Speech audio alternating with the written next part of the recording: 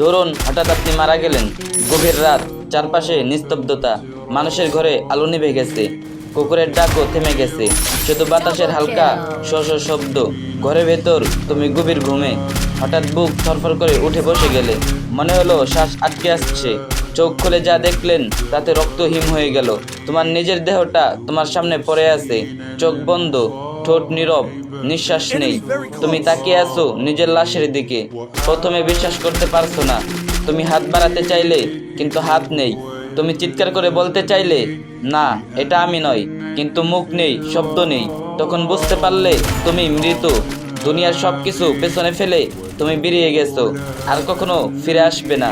হঠাৎ ঘরের দেয়ালগুলো মিলিয়ে গেল, চারপাশে অদ্ভুত অন্ধকার নেমে এলো, মাটির গন্ধ, কাপড়ের গন্ধ ভেসে আসছে। তুমি কাঁপতে কাঁপতে দাঁড়িয়ে আছো।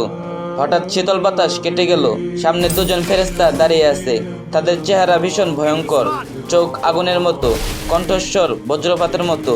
তারা তোমার দিকে তাকালো, এমন দৃষ্টি যা তোমার আত্মাকে বিদ্ধ করে দিল।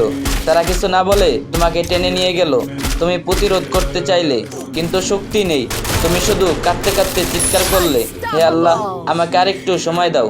আমি নামাজ পড়তাম, আমি তওবা করতাম, আমি গুনাহ ছেড়ে দিতাম, কিন্তু আর কোনো সময় নেই। পৃথিবীর সব সুযোগ শেষ হয়ে গেছে। কিছুক্ষণের মধ্যেই তুমি দেখতে পেলে একটা গভীর গর্ত, তোমার কবর, অন্ধকার স্বেচ্ছেতে ভীতিকর। হঠাৎ তোমাকে ফেলে দেওয়া হলো সেই গর্তে।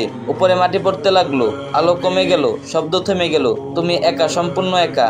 হঠাৎ বজ্রের মতো গর্জে উঠলো ফেরেশতাদের কণ্ঠস্বর, কে তোমার রব? তোমার দিন কি? তোমার নবী কে? তুমি উত্তর দিতে চাইলে কিন্তু মুখ শুকিয়ে গেছে, জিভ নড়ে না, তোমার বুক ফেটে যাচ্ছে, চোখ থেকে অশ্রু ঝরছে। তুমি কাঁপতে কাঁপতে বলছো, আমি জানতাম, কিন্তু আমি করিনি। হে আল্লাহ, মাফ করে দাও।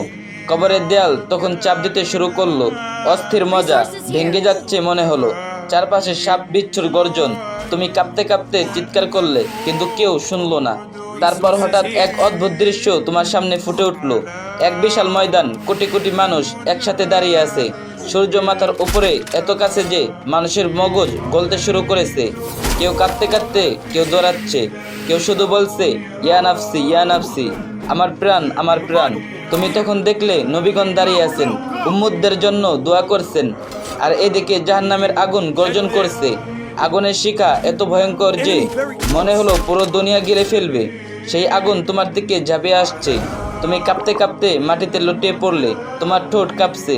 হে আল্লাহ, আমি দুনিয়ার গুনাহ করেছি, আমি নামাজ ফেলে দিয়েছি, আমি ভুল করেছি, কিন্তু আমি তোমাকে ছেড়ে যাইনি। হে আল্লাহ, তুমি আমাকে বাঁচিয়ে দাও, আমাকে মাফ করে দাও। চোখ দিয়ে পানি ঝরছে, বুক থরফর করছে। তুমি তখন বুঝলে দুনিয়ার হাসি, আনন্দ, টাকা, ভালোবাসা সব ফুরিয়ে গেছে। এখন শুধু আল্লাহর সামনে দাঁড়ানোর সময়।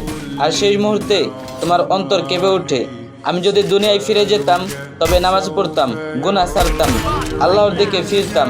কিন্তু তখন আর ফেরার সুযোগ নেই। এখন শুধু হিসাবের দিন আর আল্লাহর রহমতের দিন। ভিডিওটি সবাই বেশি বেশি শেয়ার করে দিন, আর যে যত পারেন বেশি বেশি কপি লিঙ্ক করে দিন।